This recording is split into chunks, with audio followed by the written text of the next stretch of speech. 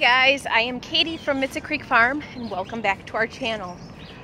One of the things that we've been utilizing here on our farm to tackle invasive species of trees and brush are our goats and our sheep and our rams. And we have been rotationally grazing them through very, very thick, like can't even walk through it thick, very, very dense stands of invasive, I believe it's called Asian honeysuckle, and of buckthorn, and of spindlewood, and what was the other invasive species, Owen? Buckthorn, spindlewood, honeysuckle, there's one more. Oh, and then knapweed. Knapweed doesn't grow in these dense areas, but we use it out on the fields and in the areas where the knapweed is growing. And so we are about to move these goats and rams, and so I thought I would show you really quick what we are doing. I'm here in my front yard. You can see we have the netting set up. Now the area kind of where Beck is standing behind the clothesline there, the goats have already been in, the goats and rams have already been in there for quite a few weeks, and we moved them about 2 weeks ago up to the front of our yard. And they at first didn't eat much, but then they started chowing down, and it doesn't take much once they get going on eating it to make a big difference. So let me show you this. All right, so you can see right over there, they have already been in there. They have not been in there for about 2 or 3 weeks now. This area here, they have not been in at all. That's actually where we're gonna move them. And then this is where they were up until this morning. And they have everything cleared from 8 to 10 feet down.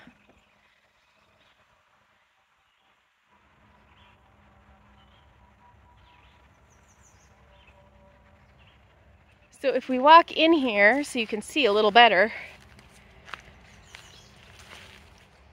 these trees that are left in here that they haven't eaten down are actually over a year's worth of growth from spindlewood, because they're really soft, almost like a weed to begin with for the first year, and then they get woodier as they get bigger, and then after the first year they have tons of flowers and little seeds and everything. They're really pretty, but they're super, super, super invasive if you don't stay on them.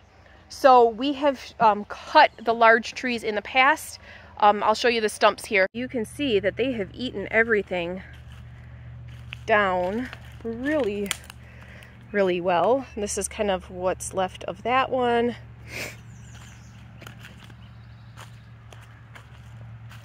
This is spindlewood. You can see that we've cut a big tree there, but you can see all the little ones. There's a shoot there, there's a shoot here. As many of the flowering ones that we can, so we can kind of get ahead of them.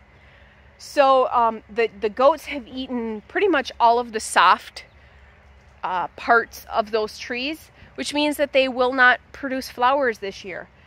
But they'll continue, these little pieces that are left will continue to grow, and they will start putting off leaves once the goats get out of here and everything. So later on at the end of the summer, we'll probably put them in here again to eat everything down again. And then next spring, we'll probably put them in here right away to eat everything that's starting to pop up from seeds that were dropped in previous years or were dormant or whatever. So then over here you can see how thick and dense it is, and they are going to love this.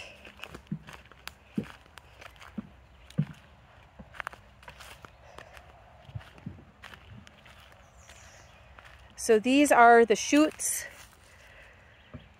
from the spindlewoods. This is a first year shoot, and you can see how dense it is with them. These big trees here are lilacs. There's some popple. That looks like a box elder. You can see it's super, super dense. We're just opening up the fence now.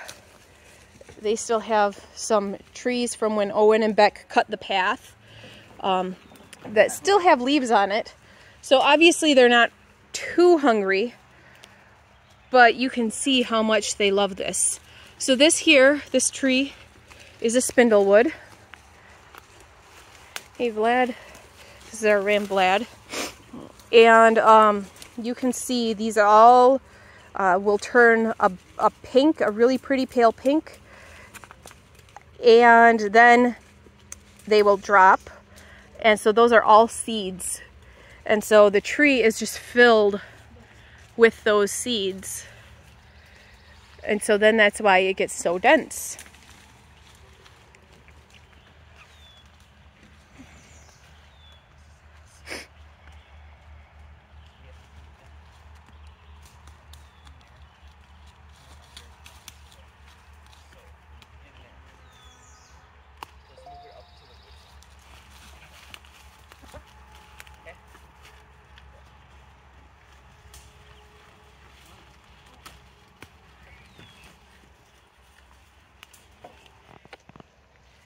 So here's the area where they're at now, and you can see this is starting to grow back, but this is where they were a couple weeks ago, and it's still eaten down quite a bit, but you can see there are certain things that very quickly started getting leaves again, and so we will put them back in here.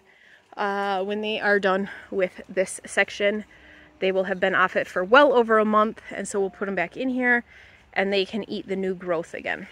It doesn't take long for things to start very quickly growing back, and so what we're gonna do after we get them put in the new area is Becca's gonna come through with his weed whipper and a little chainsaw and his brush trimmer and cut some of the shoots so that they don't they don't have as much above the ground, and then cut some of the bigger trees. Obviously we want to keep like the trees that aren't invasive in here.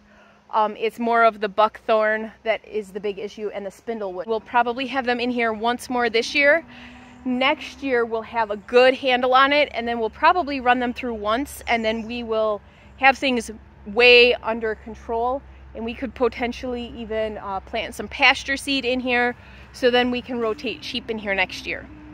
So I just wanted to show you guys what it looks like with rotationally grazing sheep and goats through a stand of invasive species. We have 3 invasive species trees and shrubs that we know of in here, and these guys are taking care of it really well.